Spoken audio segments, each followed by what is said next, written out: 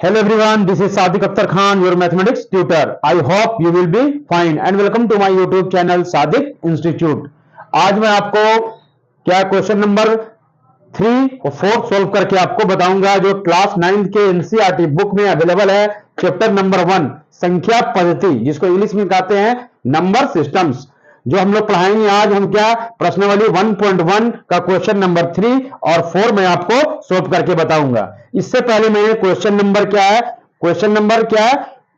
1 and 2, question number 1 और 2 को solve करके आपको प्रीवियस क्लास में मैंने बताया था। अगर आपको क्वेश्चन नंबर 1 और 2 का क्वेश्चन का सॉल्यूशन चाहिए तो आप मेरे चैनल पर जाइए। वहां क्या है चैप्टर नंबर 1 संख्या पद्धति एक्सरसाइज जो है प्रश्नावली 1.1 का क्वेश्चन नंबर 1 और 2 का क्या है क्वेश्चन का सॉल्यूशन का वीडियो अपलोड है। वहां जाकर आप चैनल पर जाकर देख सकते हैं, स्टडी कर सकते हैं। आज मैं आपको बताऊंगा क्या क्वेश्चन नंबर 3 और 4।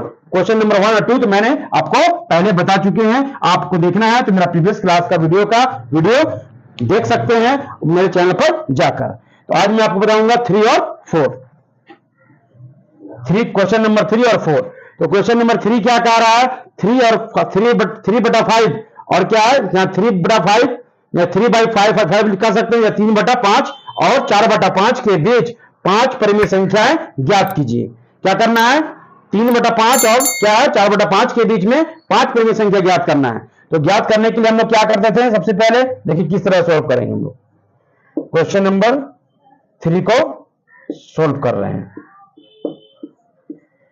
तो यहां 3 और 3/5 4/5 के बीच में क्या रखना है, माना कि हम क्या लिखना है, हमें यहां लिखना है, हमें लिखिएगा, हमें 3/5 और 3 लिखिए पूरा सही से लिखना है इसको।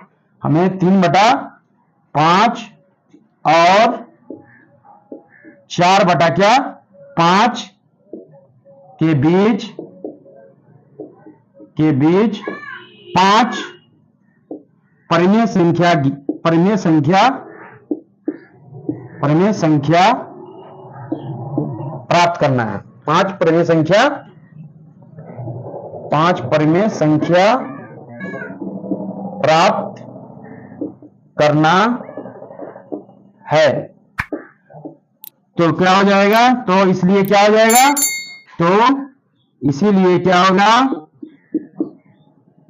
इसलिए लिखिएगा कि यहां कितना संख्या निकालना है, 5 संख्या। तो लिखना है क्या 5 और प्लस उसमें क्या जोड़ देना है, 1 जोड़ देना। जब भी किसी संख्या के बीच का 5 परिमेय से निकालना रहता है तो जितना संख्या निकालना है उसकी संख्या में 5 लिखना है और उसमें और क्या 1 अपने से जोड़ देना है। यह ट्रिक्स आपको लगाना है। 5 और 1 में क्या हो गया 6।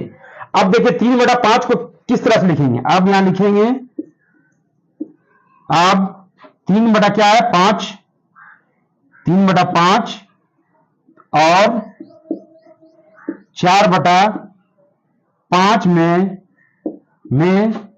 अंश और हर, अंश 3/5 और 4/5 के लिखिए 5 के अंश और हर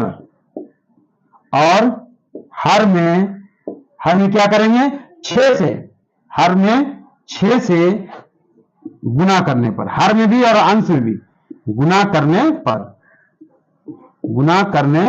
पर क्या मिलेगा, गुना करने पर क्या मिलेगा। देखिए 3 बटा क्या दिया था आपका 3/5, तो 3/5 वैसे ही लिखेंगे और अंश में भी 6 से गुना करना है, हर में भी 6 से गुना करना है। 6 कट जाएगा तो 3/5 ही आएगा, लेकिन हमें निकालना परिमेय संख्या इसलिए ऐसा करना पड़ता है। तो 6 कितना हो गया 18 और 6 कितना हो गया 30, 6 कितना हो गया 30। तो ये आपको याद रखना है, ये इसी चीज को आपको याद रखना है और आगे देखिए मैं बनाऊंगा। फिर उसके बाद और तथा क्या हो जाएगा, एक और तथा क्या एक और में क्या 4/5 ही करना है। तो 4 लिखिएगा 5, इसको लिखना है 4/5 फिर वैसे ही, और इसको भी 6 से गुना करना है, इसको भी 6 से गुना करना है। तो 6 चौक कितना हो गया 24 और नीचे में हो जाएगा 6 5 30।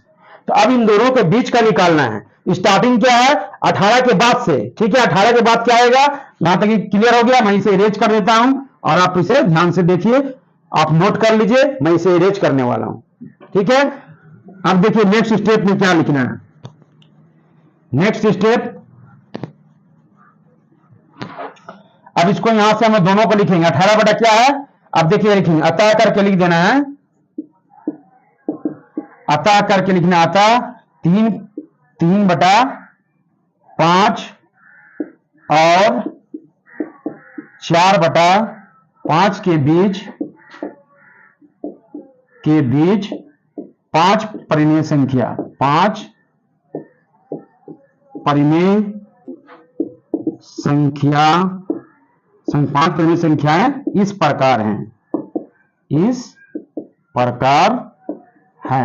किस प्रकार देखिए तो लिखेंगे क्या हम लोग, यहां लिख देना है किस तरह से जाए 5 परिमेय संख्या, पहला 18 है, 18 से स्टार्ट हो रहा है और यहाँ 24 बटा 30 से खत्म हो रहा है, तो 18 के बाद वाला पहला संख्या क्या हो जाएगा 19 बटा 30, 5 निकालना है, एक पहला निकल गया, दूसरा क्या निकलेगा 20 बटा 30, तीसरा क्या निकलेगा 21 बटा 30, चौथा क्या निकलेगा 22 बटा 30 और तथा पांचवा आपका निकल जाएगा क्या 23 बटा 30। तो यही आपका हो गया आंसर। इसी तरीके से आपको निकालना है परिमेय संख्या, परिमेय संख्या आपको निकाल के मैंने आपको बता दिया। क्लियर हो गए, ये आपका यही हो गया क्या फाइनल आंसर, 5 परिमेय संख्या निकालना था, 1 2 3 4 और 5 मैंने निकाल के आपको बता दिया। अब आपको नीचे क्या क्वेश्चन कर रहा है, नीचे क्वेश्चन है कि ध्यान दीजिए क्वेश्चन नंबर 4 की ओर, क्वेश्चन नंबर 4, क्वेश्चन नंबर 4 देखिए क्या कह रहा है, क्वेश्चन नंबर हम लोग 4 की ओर चलते हैं, 4 को सॉल्व कर रहे हैं। पहले क्वेश्चन को हम लोग पढ़ेंगे। क्वेश्चन 4 क्या कह रहा है, नीचे दिए गए कथन सत्य है या असत्य, कारण के साथ उत्तर दीजिए। देखिए तो नीचे दिया गया कथन क्या है, यानी सत्य है कि सही है कि गलत है, वो आपको ध्यान देना है। तो पहला क्या बता रहा है, 4 नंबर का 1 नंबर हम सोल्व कर रहे हैं, 4 नंबर का 1 नंबर। तो बोला प्रत्येक प्राकृतिक संख्या एक पूर्ण संख्या होती है, तो यस होती है, क्यों होती है, तो लिखना 1 का आंसर लिखना सत्य, क्या लिखना 1 का आंसर सत्य है, क्या है सत्य है। क्यों सत्य है, क्योंकि प्राकृतिक संख्या क्या होता है 1 2 3 4 और 5 होता है, 5 से लेकर कहां तक जाता है अनंत तक जाता है। तो पूर्ण संख्या होती है, तो पूर्ण संख्या में क्या होता है 0 भी जाता है, 0 1 2 3 4 5 6, इसमें क्या है प्राकृतिक संख्या भी होती है और एक क्या 0 भी होता है, तो ये पूर्ण संख्या होती है। तो क्या लिखना है, प्रत्येक प्राकृतिक संख्या एक पूर्ण संख्या होती है। तो 1 नंबर का आंसर क्या देना है, तो आपको सत्य बताना है असत्य बताना है। तो क्या ये सही है, तो क्या हो गया 1 नंबर का आपका हो गया सत्य। सेकंड नंबर का क्या होता है, यहां देखिए बोला प्रत्येक पूर्णांक एक पूर्ण संख्या होती है, नहीं, तो लिखना असत्य, क्या लिखना असत्य। असत्य क्यों होगा भाई, तो यहां देखिए प्रत्येक पूर्णांक को हम लोग किस तरह से लिखते हैं, देखिए 0 माइनस में होता है, 1 2 3 ये माइनस में जाता है, ये भी कहां तक जाता है इन्फिनिटी तक जाता है, और यहां तक क्या होता है 1 2 3 4 5 ये भी कहां तक जाता है अनंत तक जाता है, माइनस में भी होता है और प्लस में भी होता है। तो पूर्ण संख्या क्या है, प्रत्येक पूर्णांक एक पूर्ण संख्या होती है। पूर्ण संख्या में क्या अलग अलग नहीं होता है, पूर्ण संख्या में अब एक पूर्ण संख्या होती है नहीं होता, क्योंकि माइनस में ही होता है प्रत्येक पूर्णांक की संख्या, अब पूर्ण संख्या में सिर्फ 0 से 1 2 3 होता है, तो ये हो गया असत्य।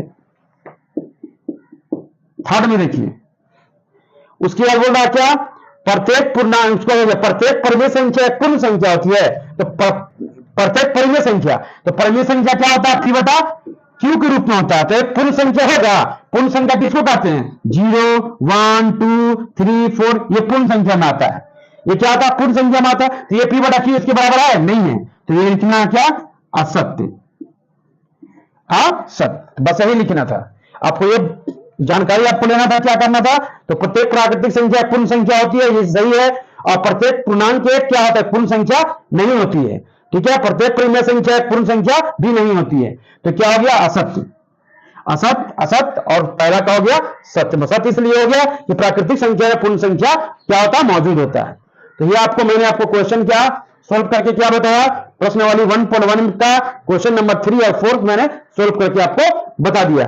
अगर आपको चैप्टर नंबर 1 का संख्या पद्धति का प्रश्न वाली 1.1 का क्वेश्चन नंबर 1 और 2 आपको क्या करना है, आपको देखना है, तो मेरे चैनल पर जाइए, वहां क्या है एक्सरसाइज 1.1 का क्वेश्चन नंबर 1 का और 2 का कि क्यू का क्वेश्चन का सॉल्यूशन जो है का वीडियो जो अपलोड है वहां आप वहां से जाकर आप स्टडी कर सकते हैं।